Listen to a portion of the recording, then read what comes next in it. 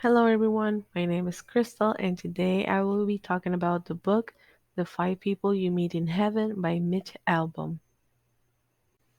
So, the book counts with two genres. The first one is religious fiction, and the second one is philosophical fiction. The book has 194 pages. This makes it a really easy read. I read the book in one day. I also wanted to add the target audience.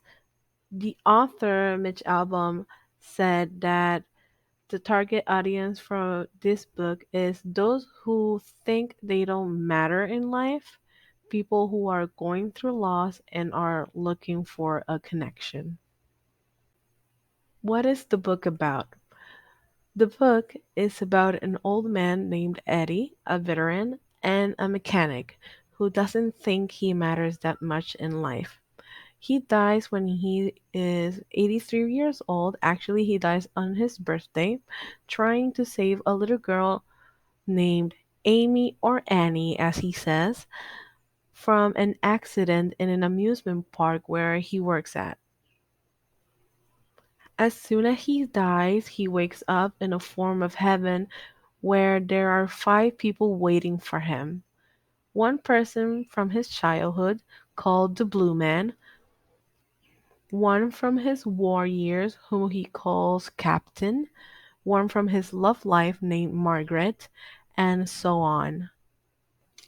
These five people meet with Eddie to tell him about moments of their lives and to share life lessons that change the point of view of his life forever.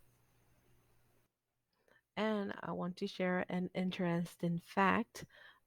That man that you see on the screen is the actual Eddie. Um, Eddie was Mitch Albom, the author's uncle, and he actually worked in an amusement park. So this book is inspired by him, by his death, and it was a cope method for the author. Now, what is the conflict in the book?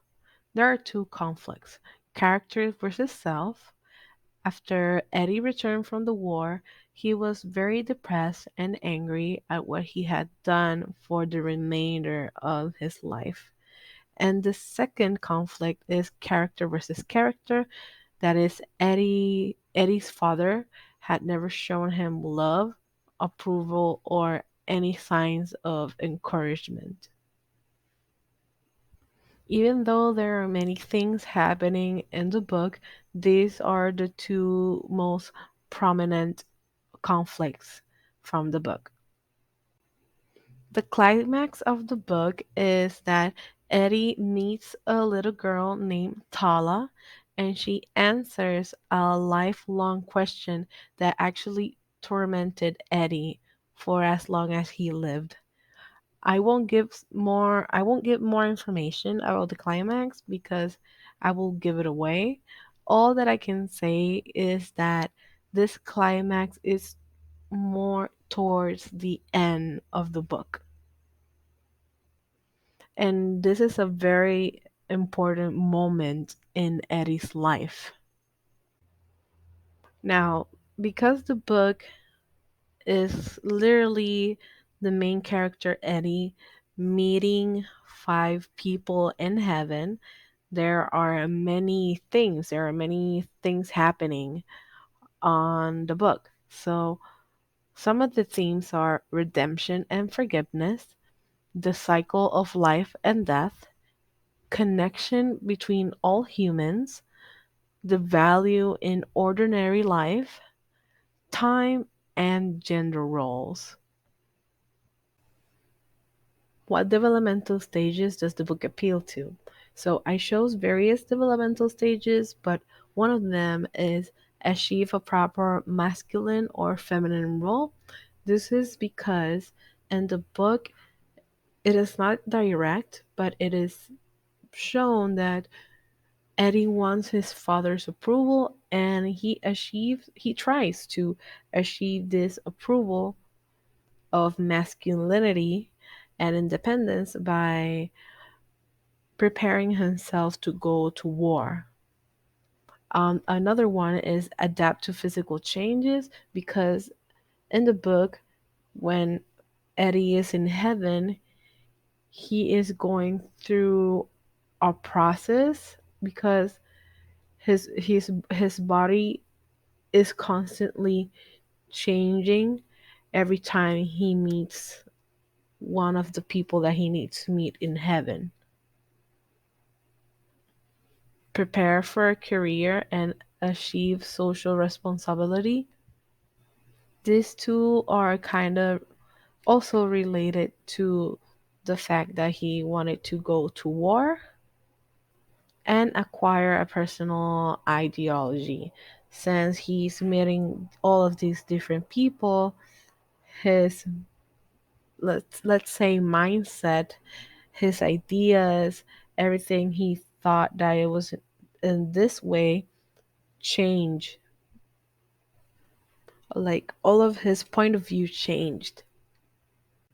What moral developmental stages does it appeal to? I chose two. Level 2 conventional morality, stage 3 that is good intentions, and I put that it was because of Eddie, and level 3 post conventional morality, stage 6 universal principles, and I wrote Eddie with the 5 characters and the captain. Again, like I mentioned before, he is constantly seeking for approval from his father, and his ideology, his idea and points of view constantly change every time he meets a new person in heaven. So I have 3 possible questions. Number 1, what do we learn about Eddie's relationship with his father? What was the lesson that Ruby teaches him from this encounter? Number 2, after arriving in heaven, the blue man teaches Eddie that there is nothing random about life. Do you agree or disagree with this statement? If you agree, how have you seen this played out in your life or throughout history? And number 3, Eddie's interaction with his father is much different than what happens with the other 4 that he meets in heaven. Were you satisfied with the way the time Eddie had with his father ended? For these questions, they are more around the fact that he has a conflict with his father, so that's why there are two related to their relationship and talking about that conflict. Now I am going to share with you guys 3 passages that I chose from the book. Passage number 1, all parents damage their children. It cannot be helped. Youth, like pristine glass, absorbs the prints of its handlers. Some parents smudge, others crack, a few shatter childhoods completely into jagged little pieces beyond repair. Passage number 2. Parents rarely let go of their children, so children let go of them. They move on, they move away. The moments that used to define them, a mother's approval, a father's nod, are covered by moments of their own accomplishments. It is not until much later, as the skin sags and the heart weakens, that children understand their stories and all their accomplishments sit atop the stories of their mothers and fathers, stones upon stones, beneath the waters of their life. Passage number 3. Sacrifice is a part of life. It's supposed to be. It's not something to regret. It's something to aspire to. So, for what I understood, I chose these three passages because from all the passages from the book, these three I thought they were the most direct when it comes to the development stages that I wrote down. And to conclude, I give this book a 10 out of 10. It was a really easy read. It was only 194 pages. I read it in one day and I couldn't stop reading it.